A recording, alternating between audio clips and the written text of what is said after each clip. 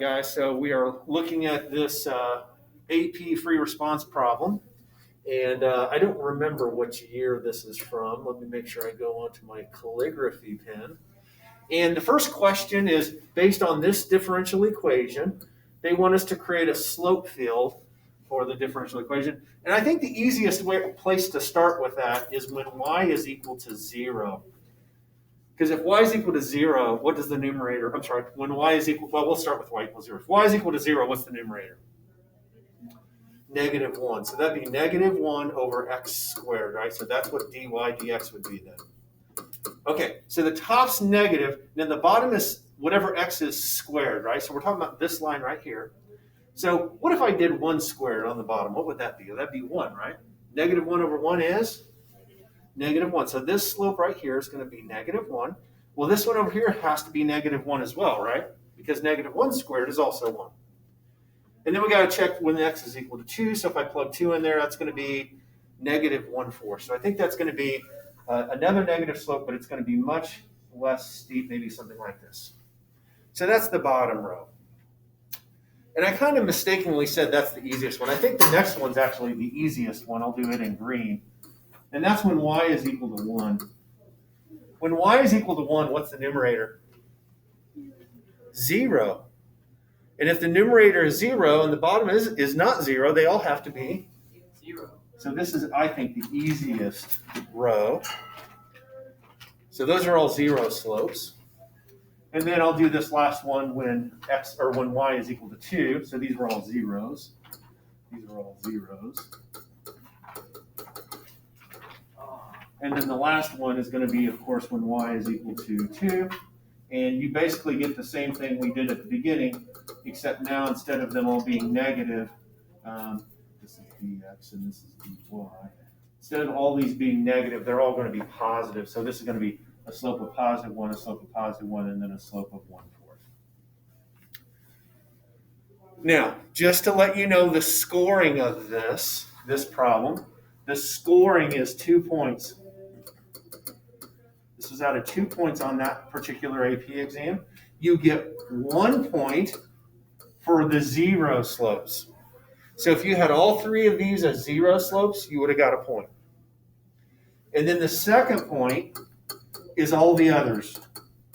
In other words, these 6, the red ones and the blue ones. So that's 2 points, which I think are probably pretty easy points to get. Okay? All right, so let's look at B. B is the hardest question. It requires the most amount of work. And I got to remember what the differential equation is, so here we go. This is also the one that's worth the most points. So we have dy dx equals y minus 1 over x squared. What's the very first thing we want to do? Separate the variables. So I'll go ahead and do this. Let's do these in green. So this is going to be dy over y minus 1 equals, and then I'm going to have dx. And instead of writing my x squared on the bottom, I'm going to write it up on the top and make it negative. Write that again. X to the negative 2 dx. So I basically cross multiply here, if you will, to get all of the y stuff on the left and all of the x stuff on the right. I'm going to talk about scoring later, but that just doing that right there gives you a point. So of course we want to get rid of these the dy and the dx, so we need to do the inverse of this operation. So we're going to integrate. So when we integrate the left hand side, this is like 1 over x integral, or the logarithm. So that's going to be the natural log absolute value of y minus 1. And of course, when you integrate the right-hand side, you're going to get negative x to the negative 1 using the power rule. So and remember, you got to add 1 and then divide by whatever that is. And so anyways, you'll get negative x to the negative 1. Okay, so in my opinion, this is my opinion. In my opinion, at this point here, this is when you want to use your initial condition. Okay? So as soon as you get the integration piece done, I go ahead and figure out what the value of C is right off the bat. Okay, so here we've got the point, and I'm going to write it kind of like this. 2, 0. That's what x is and that's what y is. And we're going to plug that into this and figure out what c is. So that's going to give us, and I'll do it in blue, the natural log of 2 minus, oops, that's incorrect. No, 2. The natural log of y is 0, right? 0 minus 1 equals negative, and then 2 goes in for x, and then plus c. Now, when you do 0 minus 1, you get negative 1. The absolute value of negative 1 is 1, so the natural log of 1 is a 0. So this is 0. Over here, I'm going to get negative, and I think that'd be negative a half plus c. So we can conclude then that c is equal to, I think it's equal to 1/2. Okay? So now we've got c. Great. Now we can rewrite this statement. I'll kind of go back to green now. Now this statement can be rewritten as the natural log, absolute value of y minus 1 equals, how do I want to write that? I'm going to leave it like that. I'm going to make that x to the negative 1 and then plus 1/2. So far, so good? Okay. Now what? You got to exponentiate both sides. So that's the next piece here. I'll do that in, let's do it in black. Okay, let's do it in black here. So now what I'm going to do is I'm going to exponentiate both sides. And I think I mentioned did I mention last week about we're not multiplying both sides by 8? Did we talk about it? Okay, good. Yeah, that's a little pet peeve of mine. So anyways, we exponentiate both sides and we'll get the absolute value of y minus 1 equals, so this is going to be e to the negative 1 over x, if you will. That's another way I could have written that. And then this is plus 1/2. All of that's in parentheses.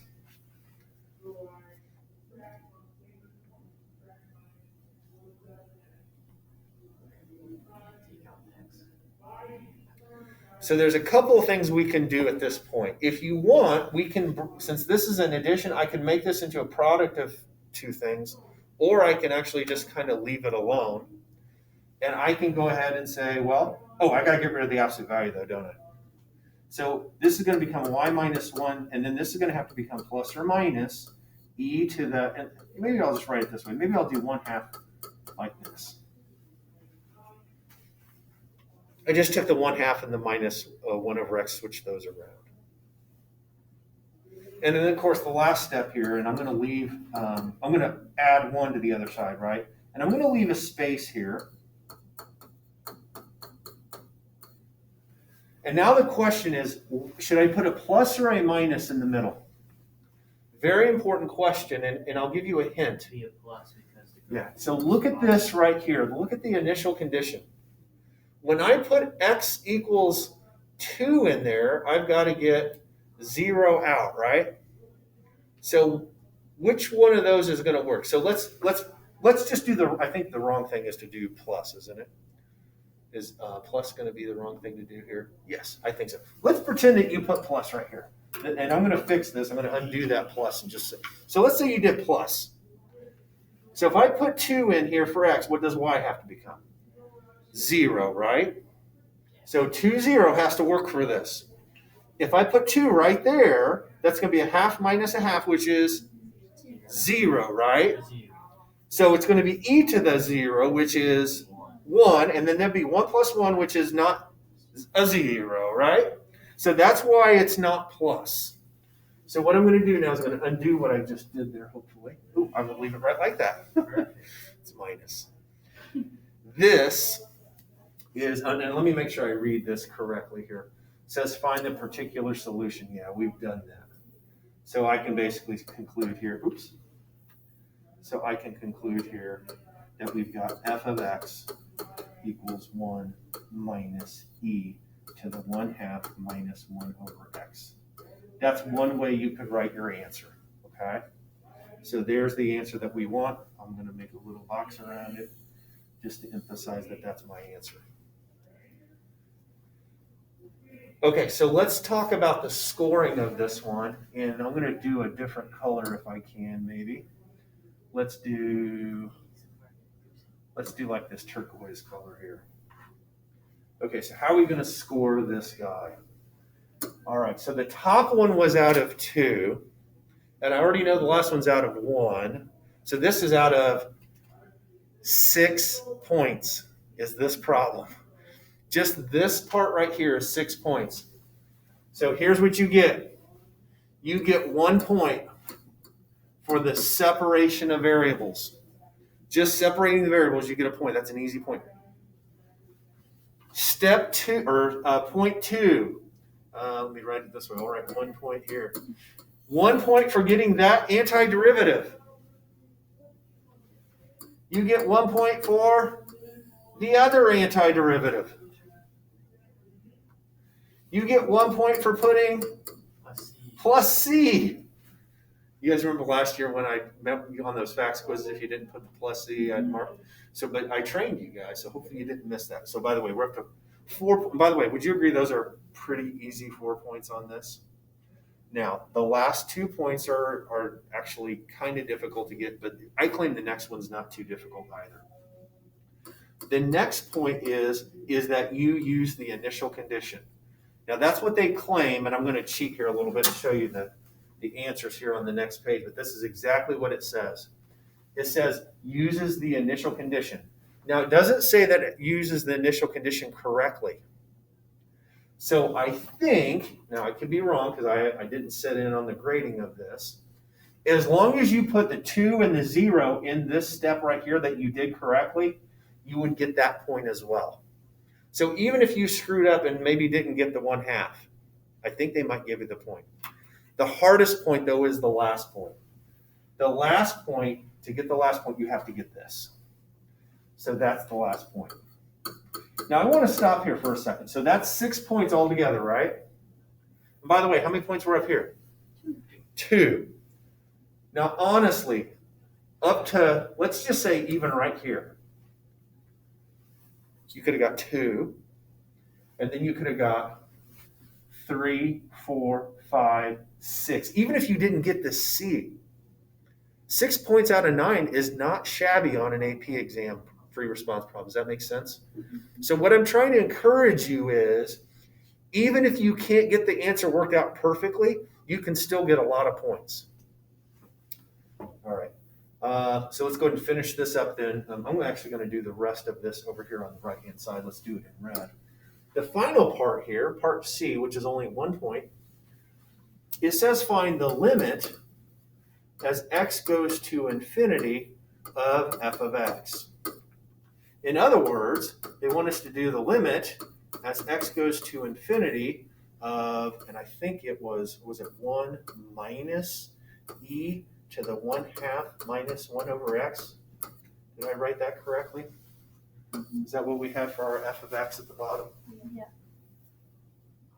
Okay, good. Just want to make sure I'm not screwing that up. So x is going to infinity, correct? So what would be 1 over infinity? 0. A 0.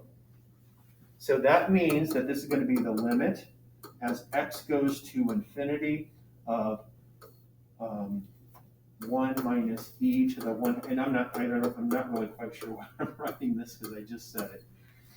So that's going to be the limit as x goes to infinity of 1 minus e to the 1/2 minus 0, which is simply going to be 1 minus e to the 1/2. That's it.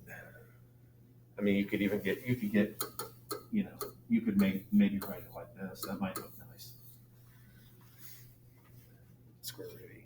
So anyways, so that's the last point. Okay? I'm going to pause it there. So that was